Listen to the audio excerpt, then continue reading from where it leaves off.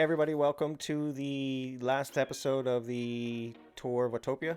This one's going to be an overview, and what we're going to try to do here is run you through each stage quickly, everything that happened throughout the race, and the final outcome.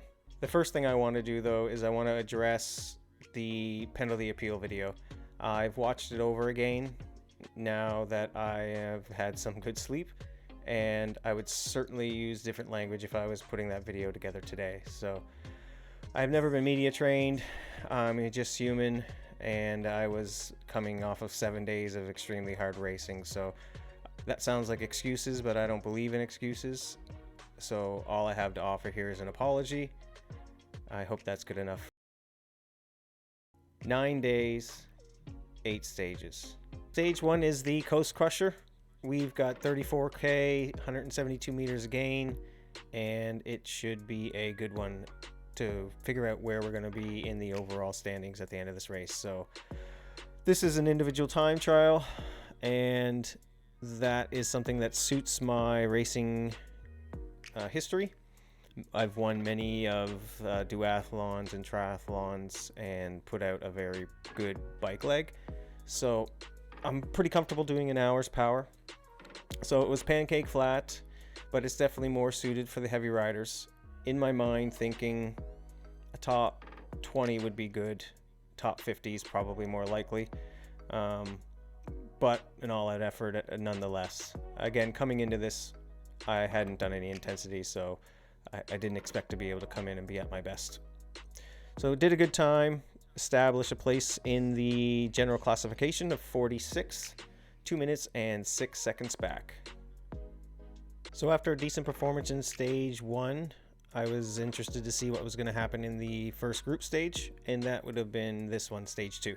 So 48K, 260 meters of gain, and then we definitely had a little bit of more tactics in this race. So it was Sprinter's Paradise, 4 separate sprints, some of them on mixed surface, some of them on tarmac. I stayed with the second pack, and again I finished in that top 50 placement. I did notice a mindset shift during this one, and it was like a wake-up call. It's like, oh yeah, this is what it's like to race again. Very tough stage. I remember getting off the bike feeling very, very shell-shocked. But having raced at 1 p.m., I was fortunate enough to be in the fastest race of the day, and that meant that I was going to gain overall in the GC. So lost time overall, back now an extra minute to 3 minutes and 9 seconds, but overall ranking has moved up from 46th to 25th. So pretty good showing, something that's got me looking forward to stage 3. And this was the first stage with any kind of climb. I'll get to test my legs, and I discovered they weren't quite there yet. I lost the front group when we went over the top of the volcano climb that day. From there on, it was just limiting the damage. One major piece of drama did happen that day though. With 5-6 kilometers to go in the stage, my iPad died. I wasn't actually able to finish the stage, but I did log back in, do the rest of the effort, and then sent off supporting material to race control, and they sorted me out and gave me the same time as my pack. At the end, lost another minute and 9 seconds, but still held my position in 25th place. So considering everything that happened, really happy to see that I'm holding in that top 50, and I can keep my hopes for a top 10 alive. Next up we had stage 4, and on this surface it looks like it's pretty pedestrian. 36K, 650 meters, a little bit of climbing, but decent stage. But when you get into the details, I had butterflies coming into this one. Very difficult stage, hanging on for dear life for 3 laps with some successive sprints. That is not my strength, but ending the stage on a long climb, which was in my favor, and it showed me that I was in the front of the race. So at the end of this stage, 13th, and then at the conclusion of the stage, when everyone else had finished racing, I had moved myself up to 18th place overall in the GC. I still lost overall time. I went back another minute and 20 seconds, so I'm 18th place, 5 minutes, 41 seconds. Stage 5 was the Queen stage, 41K, 1,150 meters of gain. So this one is a mountain stage. Circled this one on the calendar. Really glad that I came into this day having my legs feel like they're coming around. And we got to basically, while this one isn't a time trial, once we got to the Alpe to Zwift, it was basically a time trial at that point. Some drama on this stage through the early sections before the mountain climb. There were some sprints, and in an all-out sprint effort, my bike actually came out of the trainer. Good news is I did get back on, and a huge jump up to 6th place, taking in 12 more spots, and taking time back, more importantly, almost 2 minutes. So now I'm sitting in 6th place, 3 minutes 50 seconds back. It's going to be exciting to see how this goes. I'm really believing I can do a top 10 now. Now, after such a great performance on the 5th stage, I wasn't sure what was going to happen on the 6th.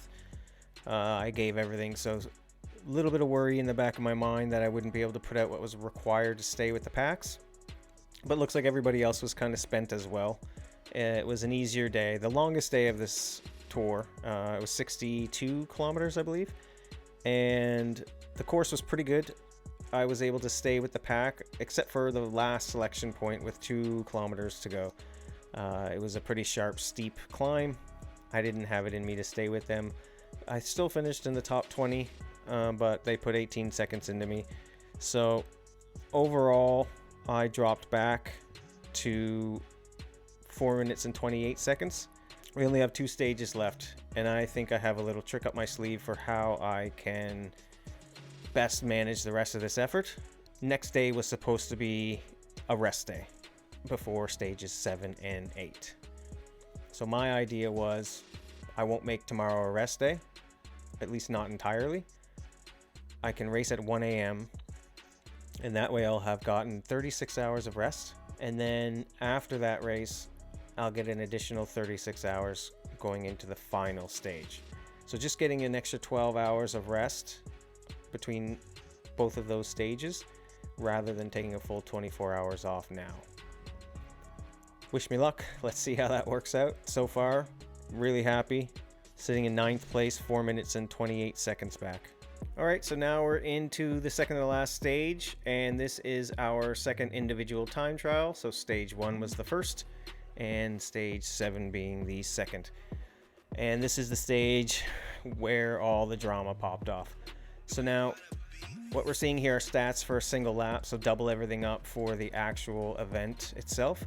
So it was 38K, 312 meters of gain, and difficulty, as you can see there, is listed as a 2 out of 5. It was a pretty awesome time trial course. A lot of flat, a lot of undulations, and a couple of little uphill spikes, I would say. So about 1.5 kilometer climb. So got off the bike after my 1 a.m. So it was about 2 a.m. Super duper happy with my performance. Something came over me in the second half of the lap. I noticed there was a competitor on course that was had been ahead of me. So I really pushed hard to put time into that person. And I did. I ended up putting 28 seconds into them. But at this point, with a 1:01:26 was what I finished with on that course. But at this point, I was dished out my penalty. So I don't understand it. But basically, you're not supposed to perform at your best every stage. You're supposed to stay within a range. And I didn't, well, it's debatable, arguable whether or not I stayed within the boundaries, but the officials assessed me a penalty, 5% of my time, and that reduced my 6th place now down to 13th, and 8 minutes and 15 seconds up now. So no chance whatsoever to podium or win this event as a result of that. Drama after stage 7. Stage 8 was more or less just a write-off.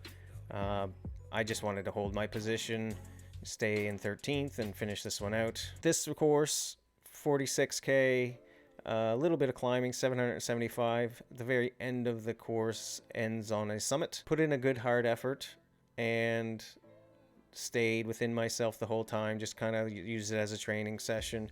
I believe I finished around 20th place, passing a couple of the riders in the last kilometer. So overall, we finish with a respectable 13th. 13th out of 300, not bad. I think the big thing is what I came into this event with as expectations, and then what has transpired and how that has changed my views on the series and the race itself. Great training overall. My body definitely is responding well to hard efforts that we did throughout the week. So that's it.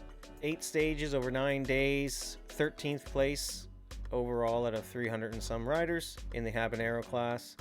Feeling like I still did a respectable job, even though the outcome wasn't exactly what I wanted.